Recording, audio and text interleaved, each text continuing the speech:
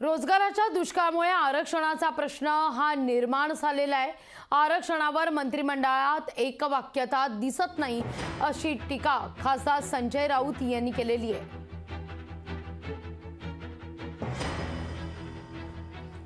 आरक्षणाच्या मुद्द्यावर खासदार संजय राऊत यांनी टीका केलेली आहे।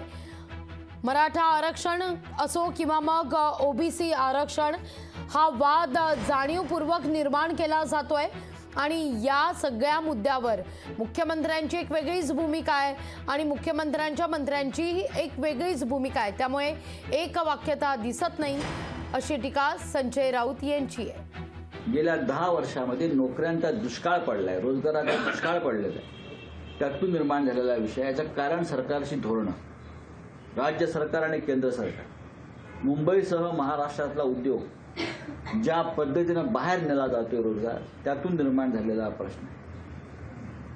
महाराष्ट्रातल्या शेतकऱ्याला जो अन्याय सहन करावा लागतो त्यातून निर्माण झालेला प्रश्न आहे। त्याच्यामुळे हा अत्यंत संयमानं घ्यायचा, हा राजकारणाचा विषय नाही आणि आम्ही ते राजकारण करू इच्छित नाही। भारतीय जनता पक्ष वाद निर्माण करतोय। हे सगळे जे आता सत्तेमध्ये आहेत, तुम्ही मराठ्यांच्या बाजूने बोलायचं, आम्ही ओबीसींच्या बाजूने बोलायचं आणि सगळे एकच आहे।